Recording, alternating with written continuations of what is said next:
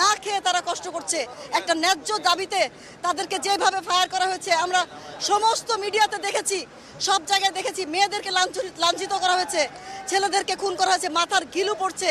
সাইদকে কিভাবে হত্যা করা হয়েছে আমরা সবাই দেখেছি।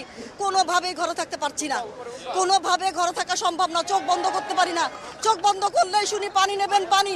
কিভাবে মুগ্ধকে মারা হলো। আমি যদি না নামি, আমরা মারা বাবারা যদি নেমে না আসি, আমাদের সন্তানও মরে যাবে। আমাদের সবাইকে প্রতিবাদ করে, সবাই একসাথে বললে কেউ মরবো না, আলাদা না হলে আমরা কেউ বাঁচবো না।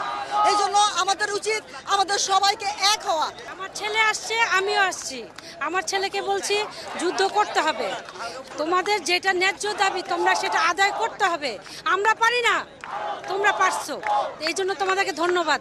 ছেলে আগে আসছে, উপরে আছে, আমি আসছি, কারণ ছেলের সাথে থাকবো আমরা, সন্তানের সাথে। আমরা কত গুলি করবে, এবার মারা নামে গেছি আমরা সন্তানদের সাথে।